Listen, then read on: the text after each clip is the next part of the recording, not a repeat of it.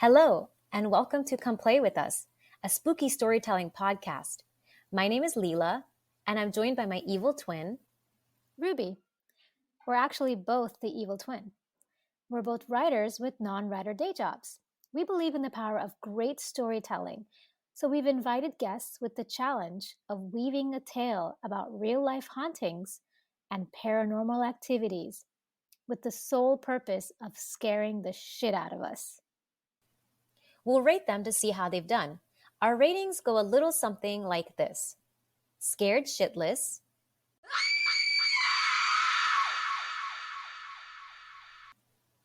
some chills,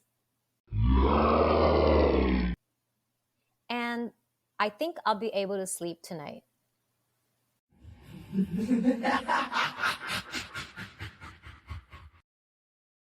Today, I'm going to tell a story and try to scare the shit out of my friend Lexi. Hi, Lexi. Hi, I'm ready to be scared. Well, I'm not darkening my room because I'm the one telling the story, but Ruby's in complete darkness. Okay, I'll darken my room. Okay, Ooh, yeah, okay. darken it. Yeah, darken it. Okay, Yeah. I'll do it. Excellent. Okay. All right. Okay. So I am going to tell you today about the ghost ship, the famous ghost ship, Mary Celeste. And some of my sources were Wikipedia, History.com, some articles on Medium. But the infamous ghost ship called Mary Celeste is one of the most puzzling maritime mysteries in history. I did not mean to make that rhyme. In November 7th, 1872, she set sail from New York City for Genoa, Italy, with 10 passengers and about 1,700 barrels of alcohol. The crew members were esteemed Captain Benjamin Briggs, his wife Sarah, their 2-year-old daughter, and 7 crewmen. And then she was found adrift nearly a month later on December 4th in a slightly disheveled but completely seaworthy condition. There were 6 months of food supply left on board, and belongings of the crew and passengers were left behind as well. She was under partial sail, which means that the sail was kind of just folded over a little just to reduce the size of it, and her lifeboat was missing. But also all 10 passengers were missing too. The last entry in the daily log was 9 days prior at the end of November, and since then, there were no other entries or indication of what had happened to the crew and passengers. So there are many theories that I'll go through that range from foul play, bad weather, even the supernatural. But let me go back to the start before we get to all that. Wait, did you say what the entry said, or are you going to tell us that? Yeah, you'll hear it. Okay. So by 1872, Captain Benjamin Briggs, he came from a seafaring family. He was the son and brother of captains. He had cultivated a really good reputation, and he had also invested his savings in the Mary Celeste, which a lot of captains and seafaring people did back then. Ships were like their own corporation. It's really interesting when I did the research in this, and you'll hear some of it after. And so he actually ended up owning 12 shares of it. It was undergoing a renovation, so once it was done, he was going to helm its voyage to Genoa. He arranged that his wife and daughter accompany him, and their school-aged son was left behind with his grandmother. Captain Briggs was instrumental in choosing the crew, and he chose his first mate, who was Albert G. Richardson, who had sailed under him before, and a second mate, Andrew Gilling, who was a New Yorker with Danish heritage. The steward was William Head, who had been recommended to Briggs. And then the last 4 crew members were German sailors, Volker and Boz Lorenzen, Ariane Martens, and Gottlieb Gudeschal. And by all accounts, they seemed to be a capable crew, and Briggs, even in some of his letters to his family members, called them first-class sailors. So he had completely vetted the crew and everyone who served under him. So the ship had actually started out on November 5th from New York, but the weather was really bad, so they had docked in Staten Island for about 2 days, and then they officially set sail on November 7th. About a week after, another ship called the De Gratia, which was piloted by Captain David Morehouse, left from New Jersey with a cargo of petroleum that was also meant to go to Genoa. So they essentially were just following the same exact path of the Mary Celeste. So on December 4th, nearly a month later, Captain Morehouse of the other ship was called to the deck by a crew member who pointed out the Mary Celeste just floating on the water. It was moving erratically, probably due to the partial sail. It was just kind of zigzagging along. And so that captain immediately suspected something was really wrong with the boat. And from where they were, they couldn't see anyone on deck, and they even sent some signals to the ship, but of course no reply came. So Captain Morehouse sent his first mate, DeVoe, and second mate, John Wright, to get on a smaller ship and go over to investigate, which was kind of funny because he's the captain. He's like, y'all go. I'll stay here. Y'all go. What they found on the boat was puzzling and incomprehensible. The ship was totally deserted. The sails were disheveled, and some of the rigging was damaged. Ropes lay scattered all over the place. The main hatch was closed and secured, but the storage closets were left open. And it was clear a lifeboat was missing. And this thing called a binnacle, which is this waist-high case that stands on the deck, and it houses the compass, it had shifted from its place and the glass was broken on it. They found 3.5 feet of water in the hold, but this was not unusual for a ship that size. But the sounding rod, which is something that measures the depth of water in the hold, was found abandoned on the deck. They found the ship's daily log, and in the last entry from November 25th, which is 9 days before they found it, the position was nearly 400 miles from where she was found. So clearly something had happened that very day or the next day, because they didn't record it, and then it drifted for a little over a week on its own before it was found. The cabin's interiors were a little messy just from being unattended, and because some of the water that had gotten in, it was just a little disheveled. When they inspected the captain's cabin, most of the ship's papers were missing, along with the captain's navigational instruments.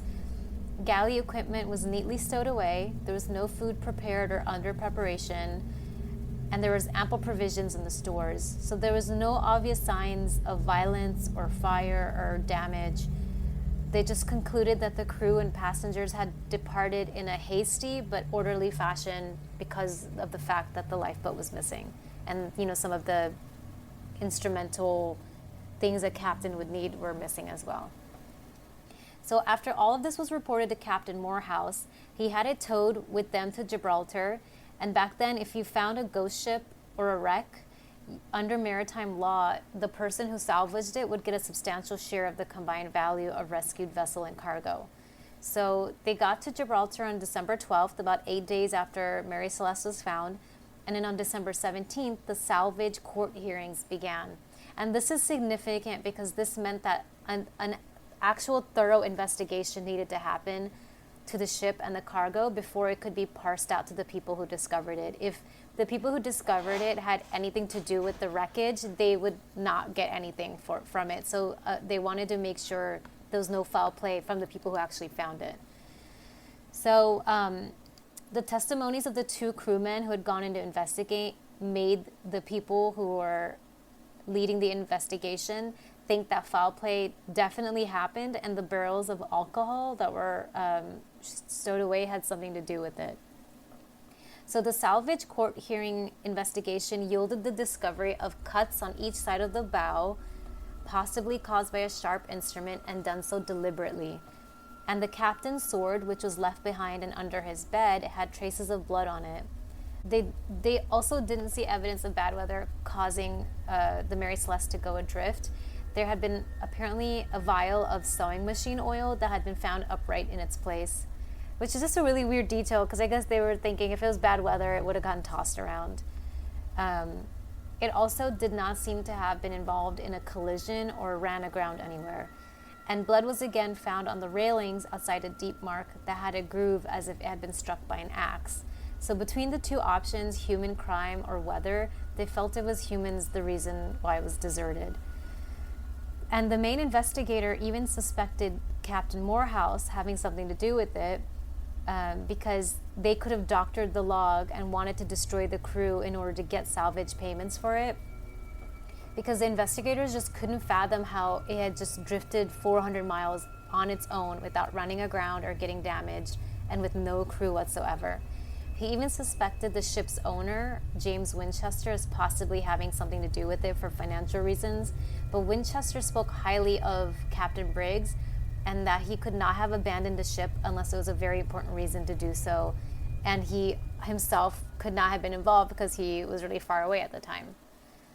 So there's a number of theories of what could have happened. The first is obvious foul play, and that Morehouse had lain in wait for the Mary Celeste to appear before attacking it. But the ship that he was on was a slower ship, and they had left a little over a week after the Mary Celeste. The other theory was that Morehouse and Briggs, both captains, were conspiring to commit a scam, that there was little evidence that they knew each other more than on friendly or cordial terms in the past. Pirates were also brought up, but a lot of prized possessions were left behind on the boat, so it was unlikely that pirates had come aboard to kill and loot and not take what was left behind. There's also the theory of accidental abandonment, which is kind of the strongest theory in this. It may have been, the lifeboat may have been deployed as a temporary safety measure, and that the way the rope that was attached to the boat, they had intended to return back to the Mary Celeste after whatever perceived danger had passed, but somehow they had gotten detached from the Mary Celeste and were left going adrift in one direction with the ship heading in another direction. The ship's log had mentioned rumblings from within the ship and small explosions from the hold, but they were carrying a ton of alcohol, which does naturally emit explosive gas, which is audible, and also probably why the hatch door was left open that way, maybe due to a small explosion. Sorry, in my story earlier I said that the hatch door was secured, but I don't know where I got that detail from. All the research I did, it was actually left open, and as I was reading I was like, that's not true, but anyway, that's life. So anyway, the hatch door had been left open, and the theory was that it could have been busted open because of a small explosion. And so modern day tests have actually been done to show that a small explosion caused by alcohol fumes wouldn't necessarily leave behind soot, but it could blow the door open. And of the 1,700 barrels, 6 had no alcohol in them, meaning they could have emitted alcohol via a leak or small explosions. And also just a small note that the alcohol was denatured, so it was not drinkable. So there was a theory that the crew drank from the barrels and got crazy drunk and mutinied and killed the captain and ran off on the lifeboat. But it was denatured, so there was no way that they could have drank it at all without probably dying. What does that mean, denatured? I think it's just that it's like base form, and it's just not become alcohol yet. But it was going to probably become alcohol when it got to Italy. Got it. Yeah. Okay. That's me using context clues from 3rd grade. I'm sure it means something else, but that's a good question. Basically, it was just not drinkable. Okay. So from the empty barrels and the log mentioning the explosion sounds, the captain and crew may have thought that the boat was actually going to explode, and they panicked, got in the lifeboat, and either accidentally severed the line between the lifeboat and the boat, or did it themselves because they didn't want to be attached to the Mary Celeste, and then were just left adrift, succumbing to the elements. And because the sounding rod was found on deck, there's also the theory of bad weather or water spouts, which are basically like sea tornadoes. They cause low barometric pressure, which could have made water rise from the pumps. And one pump was found dismantled. And so incorrect reading of the water level could have made them think that the ship was taking on too much water and was about to sink. And so they got off the boat hastily. There's, of course, been other suggestions, like a sea monster got them, an alien abduction occurred, or an earthquake caused them to panic and flee, but these have been debunked. And then the most terrifying theory that's a little bit more on the fringes was that gases emitted from the alcohol barrels or moldy bread that had sprouted a particular kind of fungus had poisoned the crew and passengers to madness. Captain Briggs was already a shareholder of the ship and assumed the responsibility of everyone on board. He could have gone mad, run amok on the ship, resulting in a hasty escape of the survivors. And I don't know what's scarier, terror and madness on a ship floating across the desolate Atlantic, or thinking there was something wrong with the ship, some danger that meant risking life out on the sea versus the ship, and leaving on the lifeboat and then lying adrift, slowly succumbing to the elements one by one. I don't know which one is scarier, but y'all can tell me. Yeah, The 'cause end. they were like nowhere near land, right? Yeah, they weren't. And when you talk about like water spouts, I mean the yacht sinking that happened, you know, It was sudden. it was sudden, but it's like that area is known for storms. And if this is near Italy, No, it was still in the Atlantic. oh well, then I don't know. But but you Well, know, water spouts it's can have anywhere. yeah, and I don't know, because I was reading about it, and people were saying, oh, it's definitely was a water spout, or it wasn't. But a sudden storm like that can overtake. But the ship wasn't found. So the yacht sank, but the ship wasn't found with. It was found with a normal amount of water in the hold. Yeah. So. What do you think happened, Leila? My theory is that something happened because there was blood found, and they later said that it was debunked, but what was it then? If it looks like blood stains, then tell us what it is. And there's not much, there just says they weren't blood stains. Okay, so then what were they? Could have been rust. Also, this one article I was reading in history.com was saying that the investigations, the captain's log is gone. It's just missing to time or lost to time. But the investigation, they actually copied out the last maybe 5 entries for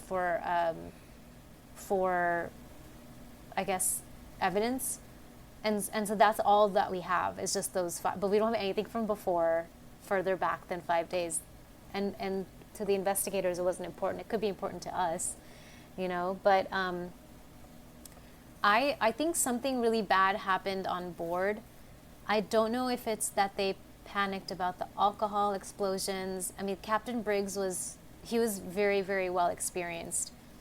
And some of the crew members were as well. They've ridden on ships before, and everything I read said he would never act rashly. He would not make a split-second decision like this. And so I think something really, really bad happened. I think something supernatural, I'm going to go there. I think something supernatural happened. And I think that they basically all got on the lifeboat. And again, it was worth it to risk their life out in the open sea than it was to stay on the boat. And they severed the line, and they had to get away from the Mary Celeste. They had to get away from the ship because something, I think, was on that ship. And then they probably succumbed to the elements after that. What do you think, weird. Lexi? Yeah, that's creepy because it's like with the boat, they're nowhere near land. They're almost like guaranteed to die at sea on a little life raft. Could that fit everyone? That life raft? Was it like seems big like it enough could for have, the yeah. 10 people? Yeah. Yeah, I don't know. And then it's like the fact that you think if you were going to make that decision, you would at least make a entry in the log. Yeah. Or it's like But it was a hasty decision. Yeah. But What do you still, like, think- if the captain was that experienced, you'd think it would be like, okay, we're leaving right now. You know, even if it's quick, I don't know. It seems Unless he very, died. Yeah, unless the captain was killed or who Yeah. knows. Yeah, or it's just like the less creepy supernatural thing is that there was something with that other captain who found it, who was going to get all that money for the boat. You know, Yeah. like, I know it was a slower boat, but yeah, if the 2 captains were working together, who knows? But no, it seems weird that everyone was gone. They left all their stuff in like Yeah. the food. Yeah. Who knows? They didn't take, doesn't seem like they took much with them. Yeah. Because, well, now I'm thinking, what if he went mad or was killed? Because it seems like they left his sword, they left a very prominent weapon, but his like papers and his navigation equipment. So I feel like someone who's not a captain would say, these are the things we need to survive without a captain. But I think something happened to him because he wouldn't make a rash decision, and then they made a rash decision. And if he was the cause of it, I don't know. I feel like if there was someone who was killed, like, and they were killed with a sword, like, the human body has so much blood that no matter how much you try and clean it, there's traces left, you know? And so there would be traces of that, even if they, like, threw the person overboard. To me, it's funny, because mine, to me, is like, scarier, even though it has nothing to do with paranormal, because I think what's scary to me is human error. And like we had a podcast episode that was like one of the ones that we were like that scared the crap out of us. And I don't know if you listened to the one. It was the one with in the Paris catacombs. I need to listen to that. I will. So I won't say anything. I won't say too much, but it's human error, and I think that scares me because you never know if you'll make the wrong decision and it causes like your demise. But like, to me, I think it's more plausible that it was like maybe they thought there was something wrong with the ship and they were like, let's just get away from it temporarily. But somehow, you know, mistakes happened. The line was severed, maybe in their haste, you know, because they thought it was going to explode. Like, because me personally, I'd be like, I'm going to play it safe. Let's get off the ship. You know, let's get in a lifeboat. We'll just be a bit of a distance away. But then they end up being too much of a distance away. Maybe they didn't have oars, which I'm really surprised about because I would have thought they would try and, you know. They probably did. What makes you think they didn't? I don't know, because then I would have just tried to get back to the ship eventually, you know. It didn't explode, you know. But they were just so scared that they were just like... The thing is, like, because the sails were... Like, the thing is, a ship doesn't just drift along with the current. The sails have something to do with it. Yeah, that's true. And it was like partially... The sail is like half sail or partial sail, so... And even when Captain Morehouse witnessed it, he said it was zigzagging erratically, like it was going all over the place. So they lost, yeah. And then the fact that they didn't grab any food or anything like that. I mean, it's like, to me, like it seems like it was someone making the right decision that ended up being the wrong one. And that to me scares me because I'm like, you know, we hear about this stuff. Like I've heard about like, you know, like a Chinese junk that was found where all the people were missing. And I've heard of like stories like this where like a ghost ship was found and everyone was missing and they're like, what happened? And for me, I'm always like, you know, it's like the story always ends with the ship was abandoned and the ship was found. But what about the people who were like what did they experience for a week, 2 weeks? So that's what scares me. Yeah, you know? That's one thing I couldn't stop thinking about is like being on that boat and just in the open sea and you're like, there's no flare guns. There's no planes that you can do like SOS things to. You know. Yeah, like you don't have like get a hotspot or something on your phone. Yeah, like you're bit, like, and then anyway, that scares me. Just and that no other ship found them, and there was no. Yeah. There's no wreckage or anything found, no boat or anything. It's like it's so freaky how massive the sea is, you know, and how easily even now you can get lost or destroyed by it. But and the fact that there were kids there too. Yeah, a 2-year-old, like yeah. Jeez. Yeah. So our ratings, just as a reminder, the least scary is I think I'll be able to sleep tonight. The medium scary is some chills. And the highest scary, or most scary, and the highest rating is... Scared shitless. Scared shitless. Why did I blank? Yeah, I think you always blank on scared shitless. I don't know why I blank on that. Is it because you're like, I won't be able to sleep tonight? I don't know. I was like, I'll be able to sleep. No, not tonight. I don't know. I was confused. But anyway, scared shitless. So I don't know. I guess Lexi can go first because technically I'm trying to scare you, not Ruby. Okay. But Ruby gets to volunteer her rating as well. I think I would give it medium, some chills. I'll take it. Because it is very creepy and it's very unknown what happened. And especially when I could see myself like lying in bed and thinking of your theory that there was something on the ship that they had to escape. But even then, it's like the sea is scary and it's like huge and who knows what happened. Yeah. Some chills. It's freaky, but I think I'll be able to sleep after I think about it a little bit. After the chills go away. Yeah, after the chills subside. Yeah. What do you think, Ruby? Well, I'm scared shitless because for me, I always get so fascinated by like these missing, like there's this, like if you go on Wikipedia, and this is something that will not help you sleep at night, there's a list of missing persons, and from like thousands of years ago to like now. And it's just like, yeah, and you go through each person and you just like, they were last seen like walking their dog and then never seen, and it's just like stuff like or that. Like always, 5 blocks from their home, or like 5 blocks from their home. Yeah, and it's like there's no foul play. They just up and vanished, And there's like some unsolved mysteries like that as well, where people just like up and vanished. And those always freak me out because I'm always thinking about the people. Like, what happened to you? What did you experience? Like, why were you never found again? Like, that's what I'm thinking about with these people. It's like, what did they go through for that week or 2 weeks? That probably a week. Who knows how long they were able to survive? Like, what was their condition? What were their conversations? Like, what happened as each person died off? I mean, it's not like they went and found an island and lived there. It's like with like Amelia Earhart. That's why she's always fascinated us. It's like, what happened to her? Especially now that there's theories that her plane has been found and that she likely had landed on an uninhabited island and then died there. I mean, that stuff always freaks me out. So it's so funny because this is another one of those ones where it's not even like supernatural and I'm like scared just thinking about it. Because and again, it's always human error. Yeah. Like, I'm someone who I'm always like, oh, I would jump to action, with blah, blah, blah, blah. But then I'm like, well, they did, and it was the wrong decision. Yeah. And they didn't take food with them. Yeah, Like, that's crazy. Yeah. That seems, that crazy, makes it even more or eerie. And they didn't take any food or any like compass or any maybe even like clothing, warm items or something.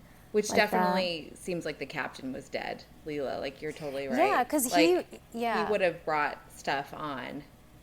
He would have been smart enough to know, okay, in a situation where it's hasty, grab these particular food items, grab some blankets, because it was in December in the Atlantic. Eugh. Yeah. Like, Who would go in a little lifeboat if they didn't like really have to? Yeah. Or at least be prepared as you can. Yeah. Where is the Mary Celeste today? So it ended up being. Is it the one that's the hotel, or is that another one? That's the the one, Lexi. Yeah, I think it's in Long the Beach. Queen Mary. Yeah, in Long Beach. Yeah, which is also supposed to be very haunted. I want to check it out. Have you been there? I've been. Yeah, it's cool. I did a good tour. Have you stayed? No, I've never stayed. I want to stay there. I want to. I think it'd be fun. Yeah. But people can just go in and have drinks. Like, it's like a normal hotel, right? That's what we did. Yeah, my mom and my sister, we went and did like a tour, and then we just had drinks. It's cool. Yeah, I want to visit stay that. there. Yeah. But it was after the salvage hearings. It was used a couple times, and then it was deliberately crashed in Haiti for insurance purposes, and that person did not get it because it was, and then it was just like wrecked. It just stayed wrecked, so nothing happened. People called it like a cursed ship, and so it was reused or repurposed, and it was actually repurposed right before Captain Briggs took it over, where it had all these renovations done to it. So it was like people were judging it every time, and then. But yeah, I think it's like you're home alone, and then like something paranormal happens, like you hear a knock or whatever.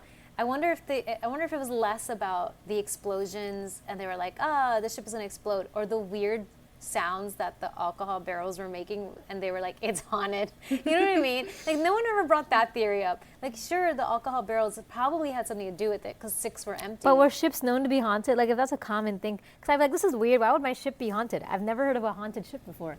I don't know what people were scared of back then. I don't know what people were scared of in 1872, but there had to have been. If you're a society that travels a lot by ship over, desolate Atlantic, there's got to be some folklore stories about, ghostly sailors or ghostly pirates or something. So I don't know. Mm-hmm. They could have even gotten scared and saw another ship and thought it was a pirate ship or something. I mean, whatever it was, I think Captain Briggs was no more. These mysteries are the ones that always scare me. I'll be very curious if there's like an Unsolved Mysteries episode about this. Yeah. Yeah, because the blood, that there was just like a trickle of blood. The sword was left behind. The captain would have probably taken his sword with him just in case. Yeah, and it's like, what could cause a trickle of blood, but he's gone or dead, or who knows? Yeah, I think the decision wasn't made by him. I think the decision was made by someone else. I think he was probably gone. And if there's blood on the railing, I think it's stab, throw over. Mm-hmm. That's probably why there was like less blood. But then I do think it's strange that they later on were like, nope, it's not blood. I don't know why. Something just tells me, because again, ships were like they were an LLC, like they were a corporate entity. And I think that for whatever reason, they obviously wanted to keep using the ship, but it's kind of like how homes now, distressed properties are where murders took place, and so realtors have to tell you about distress. Like, they have to tell you a murder took place in this house in the past, because people are superstitious. Who knows? In a similar way, they're like, no one's going to want to use the ship anymore because a murder took place on the ship. So it was still a business. Import export was still a really big business. So I don't know if that was debunked because they were just wait, what year was trying to keep it safe. 1870s. So kind of not too far from the Franklin expedition, where those people also had to abandon the ships and perished. Yeah. They were trying to go find a Northwest Passage. Yeah. Mm-hmm. Well, that's that. Thanks for listening, everyone, and thanks for joining us, Lexi. Thank you. Thank you for the story. Thanks so much for listening. If you'd like to get in touch, you can reach us at podcomeplayWithUs@gmail.com. We'd love to hear from our listeners. So if you have real-life ghost stories or paranormal encounters and you think it'll scare the shit out of us, please send them in. Until next time, goodbye. Bye.